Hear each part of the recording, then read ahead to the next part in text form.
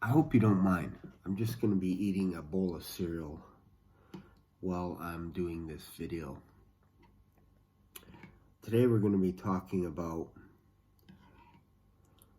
how to shorten your time with your prospect on the phone. So you have your lead, you're on a Zoom call with them, preferably. If you're on a phone, that's a little bit different. But hopefully you're on a Zoom call because you need to be able to see them. They need to show their face. They need to show themselves in video because ultimately, if you're going to be coaching them, they have to be coachable right out of the gate. If they're like, no, I'm in my pajamas, I don't like to show myself on camera and that, those are little flags that you have to be aware of right out of the gate. So if you're ever on a Zoom call and people aren't showing themselves, that tells me they're not fully engaged. They could be video gaming, they could be doing something else, and you don't want that. So that's another topic for another video. But in this video, I wanted to talk specifically about how do you get to the point where they're not wasting your time and you're not wasting their time. That's very important.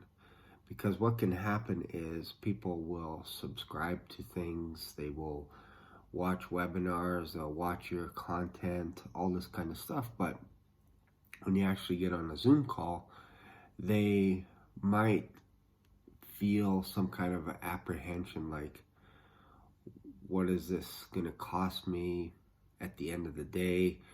When is the pitch coming? All this kind of stuff. So one of the ways to alleviate that, and again to shorten that time frame, is to be able to do what's called an accusation audit. And that's from the book Never Split the Difference by Chris Voss. So the idea behind it is you want to be able to be a mind reader. Because if you can be a mind reader before you begin your presentation, and your script really should be like one page. It shouldn't be pages where you're flipping them over and all this kind of stuff. Just one page. Think of yourself as an investigator. And if you're on a crime scene, you wouldn't have pages and pages and pages of, what do I ask next and all this kind of stuff. No, you would be observing what's happening all over. It's like, oh, there's blood here, there's the body's over here, looks like there's footprints over here, the door is busted, all this kind of, you want to know all this stuff. So the accusation audit would be things like, again, to be that mind reader is you gotta draw up all the things that they're going to think about you before you get onto the Zoom call.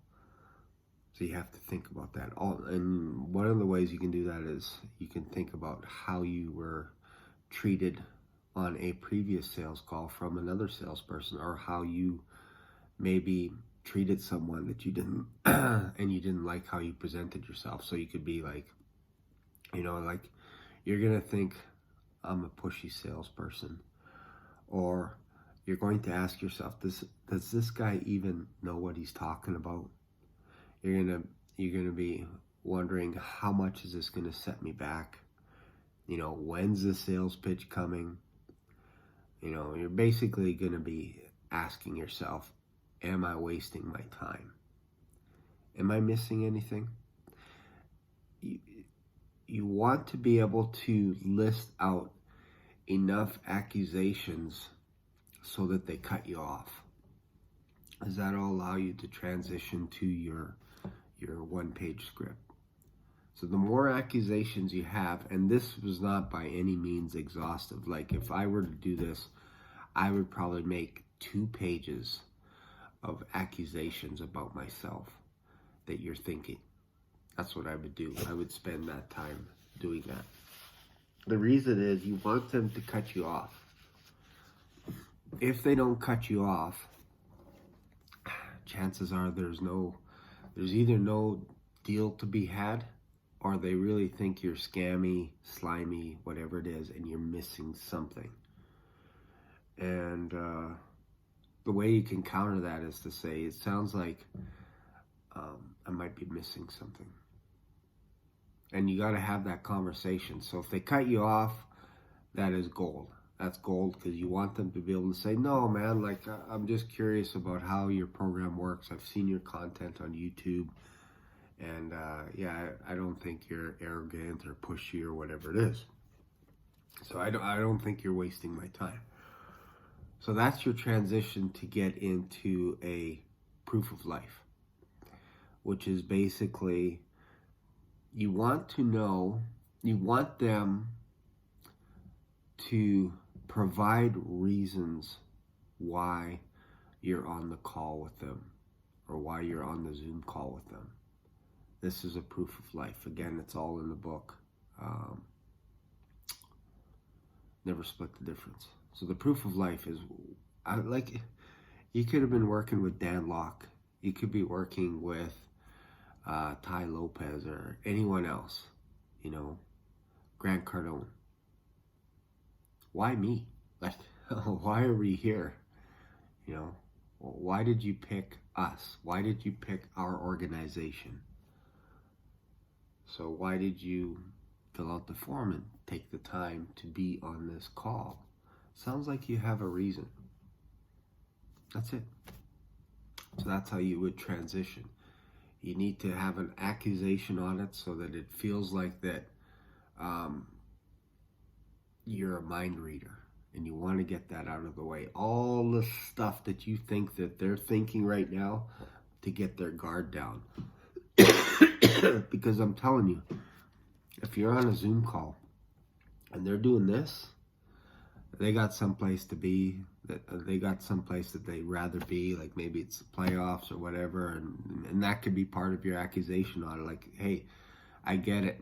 The last thing you want to do right now is another freaking Zoom call, especially with the playoffs starting in the NHL. Baseball's going, rocking and rolling, depending where you're calling. If you're calling New York, the Yankees or whatever place. It's like, I get it. The last thing you want to be is on another freaking Zoom call. So you do all these accusation audits. And then when they cut you off, you transition into the proof of life.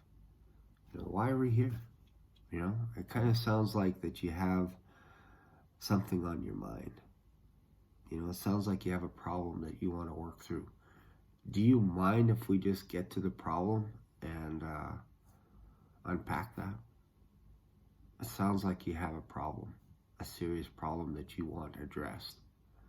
Do you mind sharing that with me? And that's it. And you're right into the investigative mode right now. So if this doesn't make any sense to you, if you're like, man, I'm stuck because I'm working for an organization that has like 50 pages of notes. They have cue cards and all this kind of stuff, and I can't memorize everything. I want to assure you that you're doing too much. You're taking on too much. If you're memorizing stuff, you're not in the moment with the person. You have to be real. The best way to get them to let their guard down is to do an accusation audit. You're basically putting yourself down in front of them. Like, you're going to think I'm a pushy salesperson that just wants the commission. And you're waiting for the sales pitch, all this kind of stuff. And then when they cut you off, you transition into a proof of life. Because if they can't come up with one reason why they're on the phone with you on the Zoom call, I'm telling you, there's no deal to be had, and you're wasting your time. That's it. I'm going to eat my porridge. Thanks for watching. And if you need help with anything, just go into the description and I'll leave my email. Thanks. Bye.